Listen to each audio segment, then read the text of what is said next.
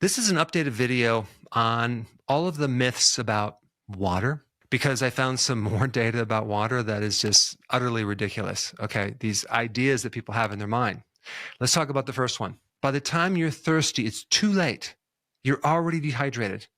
That is utterly ridiculous. I don't know where people got that idea, but it's kind of like you could say that about eating. By the time you're hungry, it's too late. You're starving. Your body has all these different perceptions. Thirst is one of them, and your body will let you know when it's thirsty. I mean, I don't know who's pushing this idea that we can't go by thirst anymore. We have to drink before we're thirsty. Our bodies have the perception of thirst, okay? Unless we have brain damage, a tumor in our brain, maybe some type of autoimmune condition to our brain, or it could be that you're just not having enough salt in your diet, okay? And so your blood is very diluted, and you're going to get rid of the sensation of thirst if you don't have enough salt. But you should really go by your thirst. Just drink when you're thirsty. All right, next one is you should drink enough water until your urine is clear. Your urine should not be clear. It should be slightly straw color or yellow. That's the normal color of urine. If your urine is too clear, you're too diluted. Now, if your urine is too dark, okay, that also doesn't mean you need to drink more water. That means that you might have a liver issue because the liver has something to do with getting rid of that pigment. Now, if your urine is a little bit foamy, it could be more of a kidney problem, or it could be you're consuming a little bit too much protein. All right, the next one. You need to keep drinking so you're going to be full, so you'll eat less. Like the water is going to stay in your body, right? Drinking more water is not going to help you lose weight. Now, there is data that shows that if you replace your sodas with water, yes, of course, you're going to lose weight. You're consuming less sugar water, but the water itself doesn't help you burn fat. All right, the next one. Drinking more water will flush out your toxins. Most of the toxins are fat soluble. They're stuck in the fat cells. You're not going to detox by drinking a lot of water. That's not going to happen. All right, next one is water will prevent dehydration. Well, yes, you do need water for hydration, of course, but you also need electrolytes and sea salt, which is actually electrolyte as well. Because what's going to happen is you're going to drink all this water, you're going to dilute a mineral called sodium. There's a condition for this. It's called hyponatremia. That means low sodium in the blood. You can get swelling, edema in your brain, cramping. You're going to feel weak. You're going to get a headache. You're going to get irritable, and you're going to have cognitive problems, and you could even go into a coma. Let me tell you a real life situation. Even in my practice, I've had people come in that had high blood pressure. They're on a diuretic, okay, which by the way, lowers their sodium. They're told to drink a lot more water. So now we're really diluting that sodium. They're doing sodas, they're doing tea, and on top of that, they're exercising and they're sweating. And they're getting all these side effects. So anytime someone's trying to hydrate, yes, think fluids, but also think sodium as well, but definitely don't overdo it. Drink when you're thirsty. Your body will tell you when you're thirsty if you listen to it. If you're exercising, if it's hot outside, if you're sweating, if you just did a sauna treatment, or you drank a lot of alcohol, you need to drink a lot more water. If you're at risk for a kidney stone, drink at least 2.5 liters of fluid a day.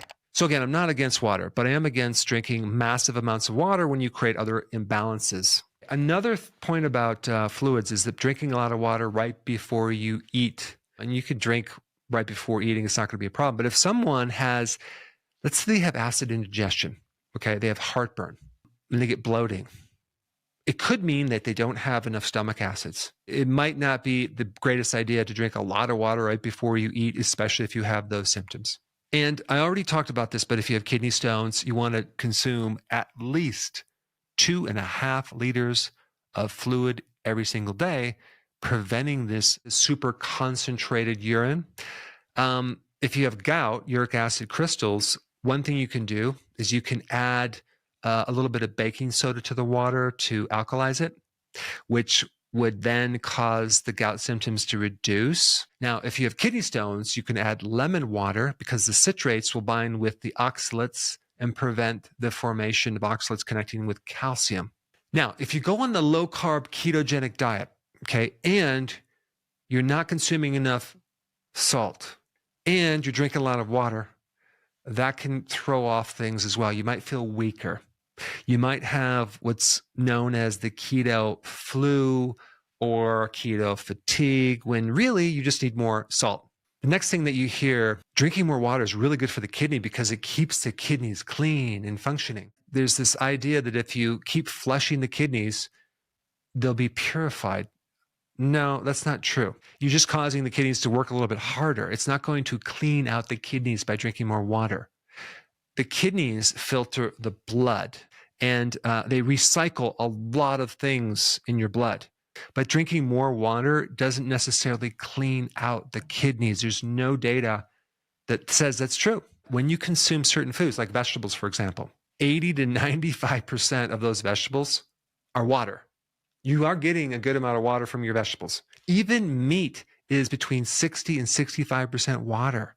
And when you are burning fat, you're generating water. Because when you oxidize fat, you generate water and CO2 in the mitochondria. In fact, you'll generate a little more water than the fat that you're burning because of the oxygen. So in other words, let's say, for example, you burn 1 pound of fat. You're going to make a little more than 1 pound of water. It sounds incredible, but it's true. But please don't rely just on that water. And then it's okay to get most of your water in certain parts of the day, but I wouldn't necessarily ever force yourself to drink too much, because the water intake is an individual thing and there's so many variables, and what one person needs might not be good for another person. As far as thirst goes, your thirst can go up if you're a diabetic. Your thirst could also go up if you have too much calcium in the blood. But both of those conditions, diabetes, as well as too much calcium in the blood, it's called hypercalcemia, can also cause excessive urination. So that's probably why you're thirsty. So I hope you have a little more knowledge about drinking water. If you have not seen my video on carbonated water, I think you might enjoy that. I put it up right here. Check it out. Before you go real quick, I have a course entitled How to Bulletproof Your Immune System. It's a free course. I want you to take it. And here's why. Here's you. Here is your environment. Everyone is focused on this over here, avoiding your environment. But what about here? What about strengthening your immune system? That's what's missing. This course will show you how to bulletproof yourself, and so you can tolerate and resist your environment much better by strengthening your own immune system. I put a link down in the description right down below. Check it out and get signed up today. Hey, before